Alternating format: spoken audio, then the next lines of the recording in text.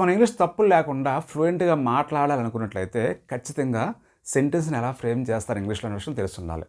అందులో భాగంగా కెన్నతో ఈ వీడియో లెసన్లో మనం సెంటెన్స్ ఎలా ఫ్రేమ్ చేస్తామనే విషయాన్ని తెలుసుకోవడం జరుగుతుంది, చాలా ఈజీగా అర్థమయ్యేలా.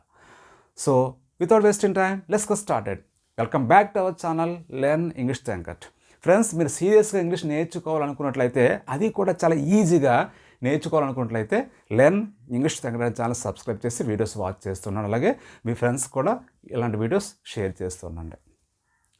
ఇక్కడ చూడండి, ఐ క్యాన్ లెర్న్ ఇంగ్లీష్ అంటే నేను ఇంగ్లీష్ నేర్చుకోగలను అని చెప్పి దీని యొక్క అర్థం. ఎప్పుడైతే మన సెంటెన్స్లో కెన్ యూజ్ చేసామో గలను అని చెప్పి అని అర్థం రావడం జరుగుతుంది. ఐ అంటే నేను, కెన్ అనేది ఇక్కడ యూజ్ చేస్తాం. తర్వాత లెన్ అనే V1 యూజ్ చేస్తాం. V1 అంటే ఏంటి?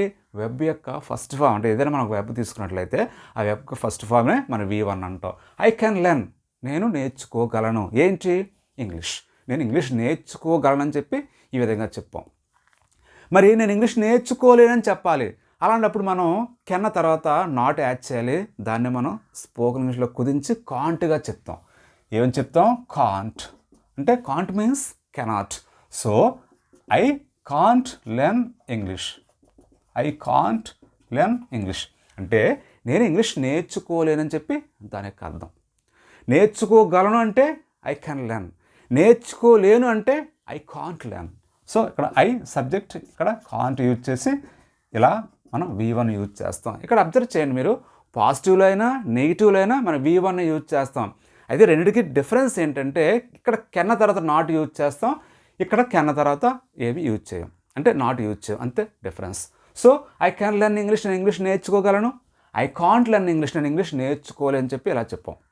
నేను ఇంగ్లీష్ నేర్చుకోగలనా అని చెప్పి మనం పాజిటివ్లో క్వశ్చన్ అడగాలంటే ఫస్ట్ కెన్ యూజ్ చేయాలి. మొదట కెన్ యూజ్ చేసి తర్వాత సబ్జెక్ట్ ఐ యూజ్ చేసి తర్వాత యాజ్ టీజ్గా ఇక్కడ V1 తీసుకొని తర్వాత ఇంగ్లీష్ అనే ఆబ్జెక్ట్ని తీసుకోవాల్సి ఉంటుంది. So can I learn English, నేను ఇంగ్లీష్ నేర్చుకోగలనా, నేను ఇంగ్లీష్ నేర్చుకోగలనా. సో కెన్ సబ్జెక్ట్ V1 ఇలా యూజ్ చేయడం జరిగింది. నేను ఇంగ్లీష్ నేర్చుకోగలనా అని చెప్పి ఇలా కెన్ ఐ లెర్న్ ఇంగ్లీష్ అని చెప్పి అన్నాం. మరి నేను ఇంగ్లీష్ నేర్చుకోలేనని చెప్పి నెగిటివ్లో అడగాలనుకోండి, స్టార్టింగ్లో కాంట్ యూజ్ చేయాలి. సో ఈ కాంట్ తీసుకొచ్చి తర్వాత సబ్జెక్ట్ ఐ తీసుకొచ్చి తర్వాత లెర్న్ తీసుకొచ్చి తర్వాత ఇంగ్లీష్ రాయవలసి ఉంటుంది. So can't I learn English, నేను ఇంగ్లీష్ నేర్చుకోలేనా అని చెప్పి ఇలా మనం చెప్పడం జరుగుతుంది. సో ఐ కెన్ లెర్న్, నేను నేర్చుకోగలను. ఐ కాంట్ లెర్న్, నేను నేర్చుకోలేను. కెన్ ఐ లెర్న్, నేను నేర్చుకోగలనా. కాంట్ ఐ లెర్న్, నేను నేర్చుకోలేనా. అంతే. So simple. అయితే ఇక్కడ స్టేట్మెంట్స్కి క్వశ్చన్స్కున్న డిఫరెన్స్ ఏంటంటే, స్టేట్మెంట్స్లో స్టార్టింగ్లో సబ్జెక్ట్ ఐ రావడం జరిగింది. అదే క్వశ్చన్స్లో స్టార్టింగ్లో కెన్ కాంట్ రావడం జరిగింది. అలాగే స్టేట్మెంట్స్లో ఐ సబ్జెక్ట్ తర్వాత కెన్ రావడం జరిగింది. క్వశ్చన్స్లో కెన్న తర్వాత సబ్జెక్ట్ రావడం జరిగింది. అంతే, మిగతాదంతా సేమ్ టు సేమ్. అది మీరు అర్థం చేసుకోవాలి. Okay, right. సో ఇప్పుడు HBW వర్డ్స్ ఎలా ఫ్రేమ్ చేస్తారు క్వశ్చన్స్ అనే విషయాన్ని తెలుసుకుందాం. ఇక్కడ చూడండి, ఇదేంటి? పాజిటివ్ క్వశ్చన్, ఇదేంటి? Negative question. So can I learn English అని చెప్పాను, దాని ముందు వై యాడ్ చేద్దాం. Why can I learn English, నేను ఎందుకు ఇంగ్లీష్ నేర్చుకోగలను అని అర్థం రావడం జరుగుతుంది. Why can I learn English, why అంటే ఏంటి? ఎందుకు, నేను ఎందుకు ఇంగ్లీష్ నేర్చుకోగలను అనేది వైతో ఎలా యాడ్ చేయొచ్చు. ఇక్కడ చూడండి, అదే వైని ఇక్కడ కూడా యూజ్ చేద్దాం. Why can't I learn English, నేను ఎందుకు ఇంగ్లీష్ నేర్చుకోలేను. Why can't I learn English, నేను ఎందుకు ఇంగ్లీష్ నేర్చుకోలేని చెప్పి ఇలా వైతో రావడం జరుగుతుంది. ఇక్కడ చూడండి, నెక్స్ట్ వెన్ యూజ్ చేద్దాం. When can I learn English, నేను ఎప్పుడు ఇంగ్లీష్ నేర్చుకోగలను. వెన్ అంటే ఎప్పుడు. When can I learn English, నేను ఎప్పుడు English నేర్చుకోగలను.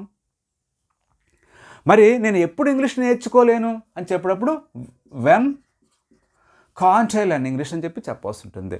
When can't I learn English, నేను ఎప్పుడు ఇంగ్లీష్ నేర్చుకోలేనని చెప్పి ఇలా మనం వెన్తో చెప్పొచ్చు. నెక్స్ట్ వే అంటే ఎక్కడ. Where can I learn English, నేను ఎక్కడ ఇంగ్లీష్ నేర్చుకోగలను. Where can I learn English అంటే ఏదైతే పాజిటివ్ క్వశ్చన్ ఉందో ఆ పాజిటివ్ క్వశ్చన్ ముందు వేర్ యాడ్ చేస్తాం, అంతే. So where can't I learn English, నేను ఎక్కడ ఇంగ్లీష్ నేర్చుకోలేదని చెప్పి ఇలా మనం చెప్పొచ్చు.